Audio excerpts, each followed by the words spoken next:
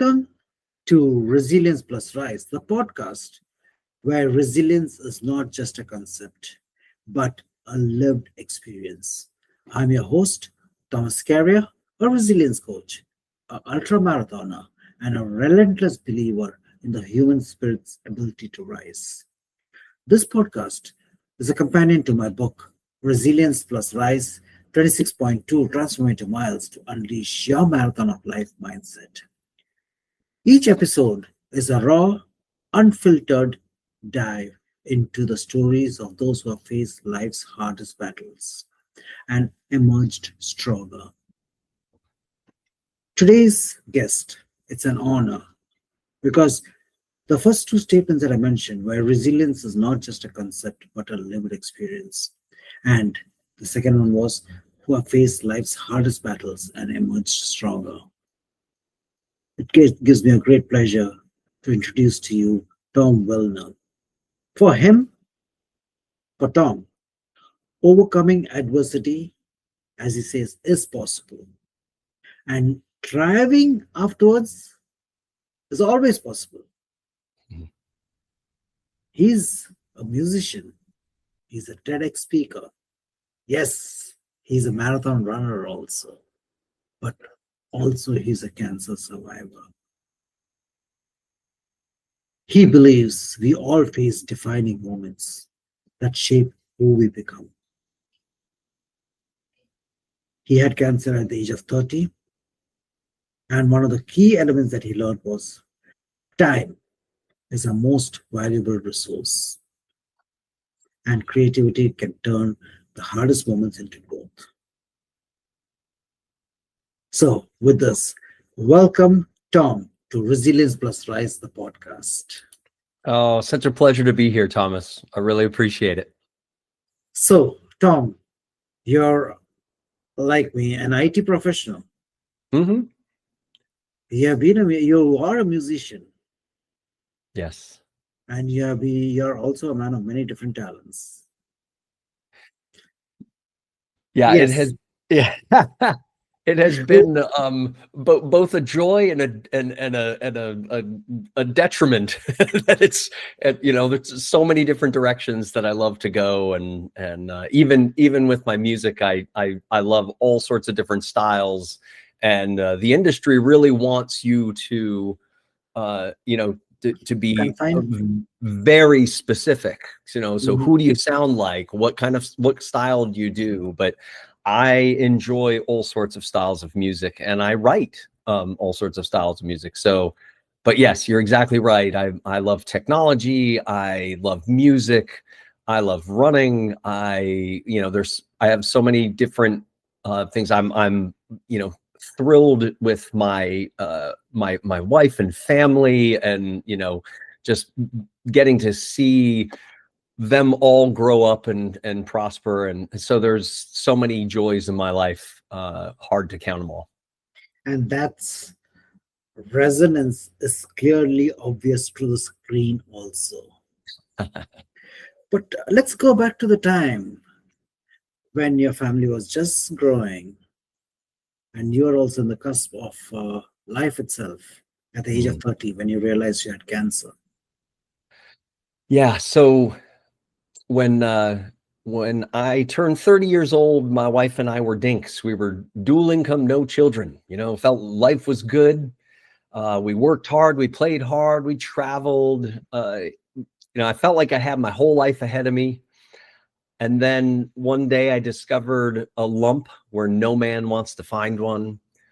And before I knew it, I was in the hospital having surgery to find out if I had cancer. And my father had passed away the year before from cancer. He had prostate cancer. Mhm. And I was diagnosed right around my 30th birthday with testicular cancer.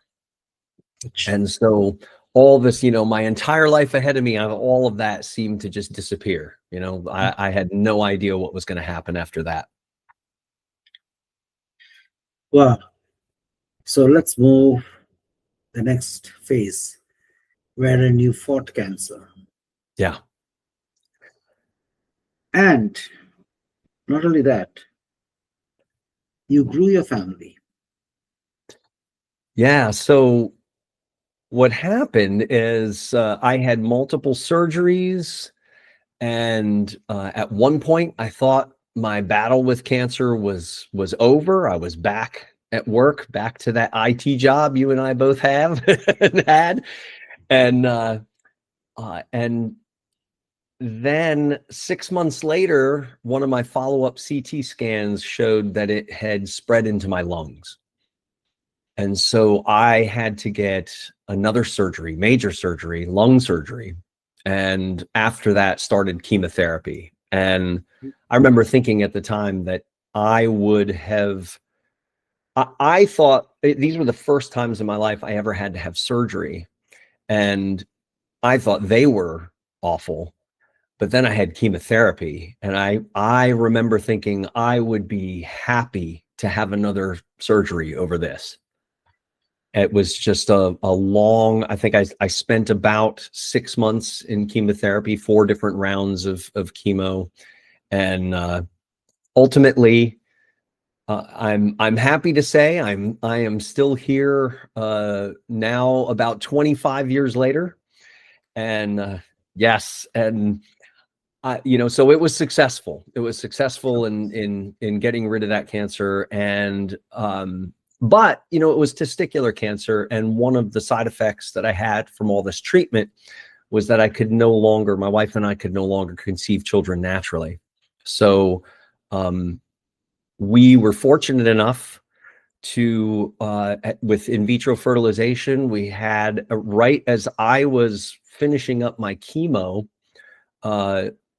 my wife was pregnant with our first child. And so I remember at the time we used to laugh. We were the couple nobody wanted to be around. We were both sick all the time. Okay. Yeah. But anyway, she had morning sickness and I had nausea from the chemo. But then my daughter was born, and after that, we had 2 more, older son and a younger son, who are now, my daughter is in PA school. My son is working in fintech and getting his master's degree. He's and my youngest is a little bit of mini me. He's my fellow musician and a junior in high school. So soon he'll and it's another funny thing about that too was my second son was from a frozen embryo transfer. So he was created at the same time as his older brother. So we and he was frozen for 5 years. So we like to say a couple of things about him. One, they're kind of like fraternal twins born 5 years apart. And number 2, he's pretty chill. He lives up to his 5 years of frozen mentality. Yes. I don't think there would be much of any days that he's not made to remember that at some point of time in his life, either by his parents or by his brother or sister. That's true. That is true. But Tom, over here, when you realize, so there are people who go through cancer and they don't see, they feel okay, we have got this life, and they still continue, as I say, at times they just exist through life again. Right. But you turned it around to create that was a stepping stone for you to rediscover your own potentiality, rediscover what humanness is all about. What were the learnings over there? Well, you mentioned it before. I think one of the big things that I learned from cancer was 2 really important lessons about time. And first was what you mentioned. Number 1, time's our most valuable asset, right? How much you have can change like that, right? You could, True. I thought I had my whole life, this long life ahead of me, and then suddenly it seemed like that was in question. The second thing that cancer taught me about time was that there's no time like now. I realized that every waking moment, every moment we live in, is something to be treasured. And in fact, it's the only thing we ever have, this moment we're living in right now. So it really changed my perspective, and the way that I lived my life ever since then was I was never going to take anything for granted. I was going to enjoy moments, good or bad, because the alternative is I'd rather have life. I wrote a musical while I was going through this experience, and I open and close the musical with two versions of the same song. One's called, and it's called Life is Good.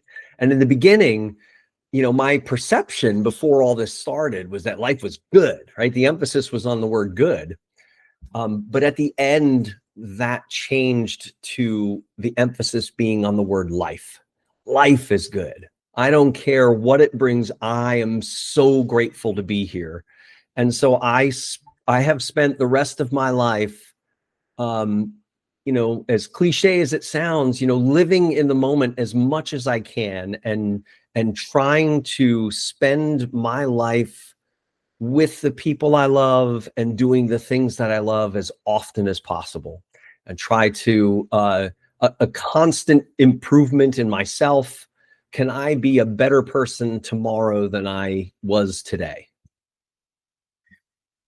Wow, that's so wonderful, is that when we work towards being in the present, and there are times, though I talk time and again about it, there are moments when it's a struggle, when I forget. And that's when we have got the big fat ego trying to protect us, and we forget about everything. But when we let go and be in the present, it's so fulfilling, so refreshing, so relaxing. We don't realize the power of that. Yeah. When you came into seeing life as a moment to be lived, and at that point of time, your family was just growing. Right. Did you find very different for you? Because in its own way, let me put it in the way that there's still a Damocles' sword above your head. Yeah. Yeah. What was the question coming to? So what were your thoughts during those times?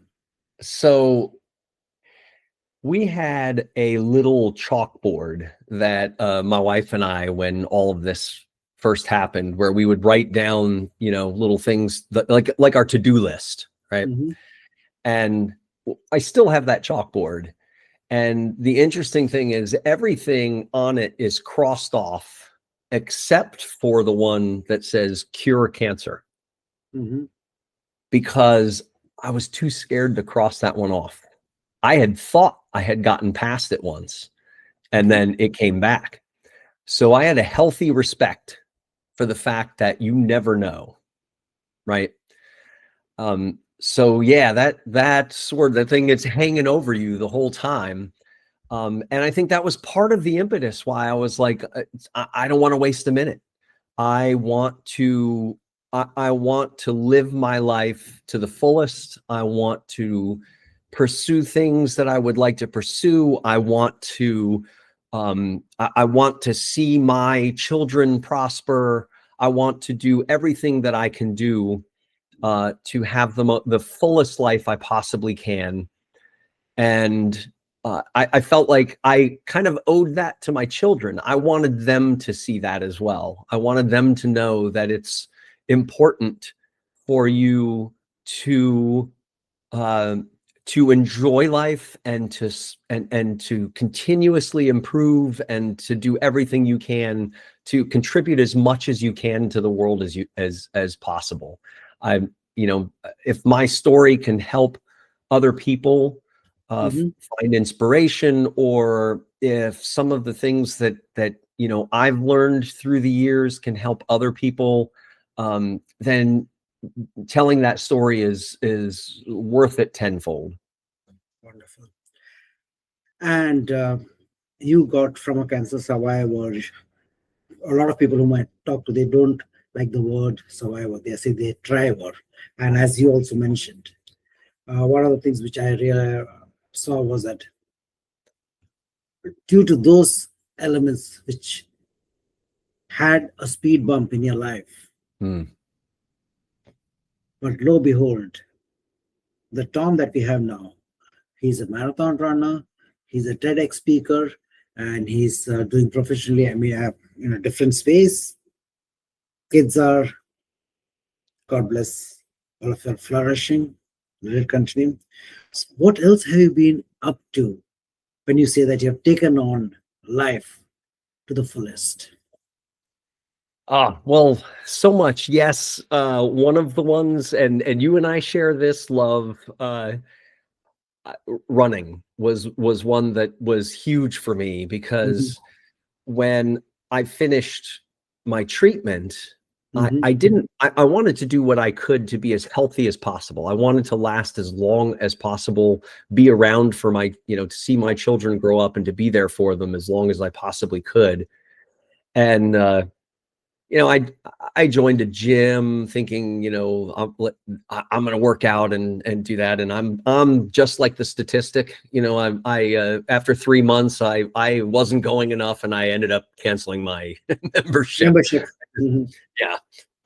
Turns out, repetitive manual labor in front of giant mirrors just wasn't for me. So, I thought, then I remembered there have been several times where, it would be maybe a work thing or something where they would have a charity race, like a 5K race or something. And so I would build up to those 3 miles and run that race. And I felt so proud of myself, but that was it. I just, I did that maybe once or twice and never did it again. Prior to having cancer, and afterwards, I thought, I think I would it fit my ethos, right? It was not that expensive. I could do it anywhere. I just needed a good pair of shoes. Do not say it is not expensive. Today I was just thinking of signing up something, and I see the entrance or the registration fee, and I say it's ridiculous. I know. It is, come on, people want to do it for pushing their limits, but yeah, the roads are being closed. You're having all these particular things. It's true. Surprising, running is no more cheap. Okay, please continue. Sorry about that. You are absolutely right. I will say, training, like me just going out for runs and stuff is I just need a good pair of shoes, some clothes, whatever, which is pretty good. And I could do it anywhere, and I could, I love being outdoors and being able to experience, whatever it is that I'm running past. I love it. But yes, you are absolutely right. The races do help motivate you, and the races can get very expensive. So, and the equipment and my, my GPS watch and all that kind of stuff. So I'm still using an old Garmin watch. It works. I'm tempted, but I say, let it continue. Yes. But anyway, so I started to do that actually, I decided, okay, I'm just going to go for a run. I'm not going to push myself. I'm just going to let it be, something that I feel up to doing at this moment. And I went for a short run, and I was happy that I had gotten out there and done that. And then a couple of days later, I did it again. And a couple of days later, I did it again, but I went a little bit further. And that started a rhythm for me. I had, it ended up being, for whatever reason, Tuesday, Wednesday, and Saturdays became my rhythm, 3 days a week. And Saturdays, since I didn't have work, I could go for a longer period of time. And I kept doing that over and over. just took it easy. I just did what I felt like I could do. And, you know, after about 6 months of running, I remember one of those Saturdays I got back, and at the time it was my phone that was tracking. I didn't get into the watches yet. And I had run 9 miles. And mind you, when I was a kid, I was kind of overweight, and you know, we had the presidential fitness test, and I dreaded that 1 mile run. I was terrible at it. It was all I could do not to finish dead last in my class, and then I was nauseous for the rest of the day after finishing that mile. Tell me about it. I've been in that. Yeah, yeah. And here I was just finishing a 9 mile run, and then I, you know, my neighbor, I was telling my neighbor about it. He said, "Well, you should run a half marathon. We're doing it, you know, this Thanksgiving half marathon." And so I ended up signing up for it, and that was it. I was hooked. I ended up running, you know, probably 4 or 5 races a year after that. I would do a 5K, a 10K, a half marathon, and eventually I started doing marathons. Until recently, you know, more recently, within like the last 5 years or so, I decided I wanted to go ultra, and so I've since run 2 50Ks. Beautiful. So Wonderful. yeah, and it really was just persistence. It's just persistence. And again, one of the reasons why I reached out to you was when I'd seen from cancer to marathon, and of course I've had some amazing humans who have told about pushing their limits. About there was this gentleman who was paralyzed from the neck down, and he got into run, and he ran a marathon. There's another fine gentleman who had his left hand and right leg blown out at Afghanistan at the young age of 20. So what does he do? It is what it is. He goes and does the London Marathon a couple of times. Wow. Everest base camp. So it is when we believe in what we can do. And again, Tom, when it was the cancer, so I just went back to my time, is that during the time of COVID, wherein I did 5 weekends, 5 marathons. Wow. To raise money for cancer research. Oh, thank you, sir. And that suddenly it hit me when I was reading about you. And it was more about, not about the people who are faced with a challenge, but more about the people who are on the bed of the person who's going through it. Because again, you can know about your wife is that you can cry, you can groan, you can give, you can abuse, you can do everything. But what can she do? Yeah. So my runs was, and whenever we push ourselves to something like that, and it would be the same for you, that when you start working, and I see that you have been doing it for charity and all these political things also, it's a different world game. But anyway, this is not about me. This is sorry. So Tom, one of the questions which I asked you is that just being mindful of the time, you have seen life in a different trajectory. What are the suggestions that you would like the listeners to take account of? You mentioned being present, seeing the value of your own life, but what are your other learnings that you would suggest to them? I'm not asking again. I time and again I see it's not advice, because nobody listens to advice. Right. No, I get it. Yeah. But what are the suggestions? Because in my podcast, I always tend to say is that we all are angels with broken wings. When we hold another, that's when we fly higher. Yeah. So what could you suggest to people who are challenged with life in any way? So I would say one suggestion I would make, and you know, it was the thing I think that brought us together. I had written that article saying you always start from here. Yes. And I think that is a key thing that that I live by, and it's something that used to prevent me from trying things or believing that I could do things was, I see somebody with running's the perfect example. I see someone running a marathon and I think, oh my God, I could barely run a mile, right? But you start from here. You start from where you are. If you want to do something, if you find something interesting, just try it. Just do it, and do it where you are. Don't worry about comparing yourself to anybody else. The only person you should ever compare yourself to is yourself, right?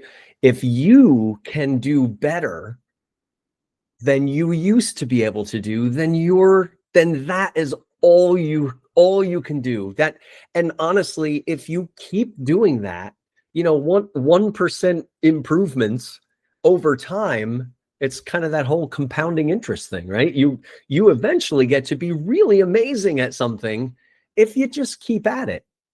But the second piece to that, I think, is there are always setbacks. There are always times where things don't go the way you want it to do. You don't get that 1% each time you try it. Sometimes you fall back 5 or 10% and it feels daunting. I just, and this is minor. I mean, I had one time where when I was working toward my first 50K, I had worked on it for 6 months. I had trained to do this and already had built up, as you know, so much to be able to be at that point at all. Years of running. And I broke my foot on a trail run. Tell me about it. And it was years before I could even attempt it again. Mm-hmm. And I think the old me would have never attempted. Would have been like, that's it. I'm just going to break my foot if I try to do this, because that's what happened the first time. Just recently, I'm signed up for that same Thanksgiving half marathon coming up now that, I did. Gosh, what is it now? It's so, over a decade ago, the first half marathon I did. And I have had a couple of setbacks, and I've been sick. I'm just kind of getting over a cold. It's been like over a week now. And I've had, these crazy things going on at my work.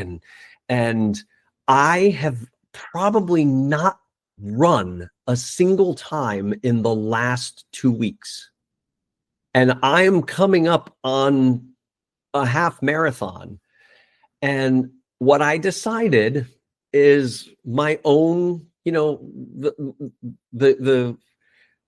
suggestions that I give to folks here, the recommendations, it's the same thing I follow myself. This is my new here. It's okay. Beautiful. It's okay. It's okay. I'm gonna go for a run tomorrow and see how it feels. I'm gonna see how far it goes, and do I feel pretty good?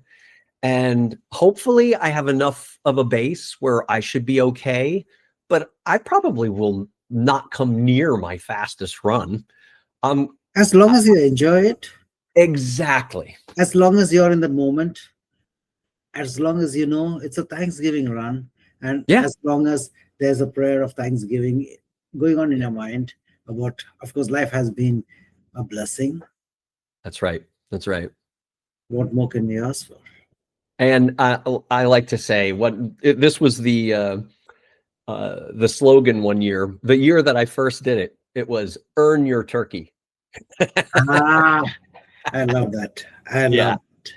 So, Tom, thank you so very much for your space and time. So, guys, over here, we have just heard Tom about the challenges that he has faced, and currently the way he uses his lessons from his journey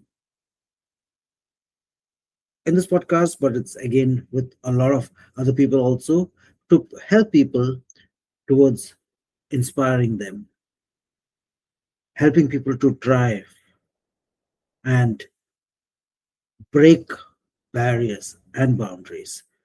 Tom, again, thank you so very much, and you have a good run. I appreciate that. Thank you so much, Thomas, and thank you to everyone listening. I hope you enjoyed this half as much as I have.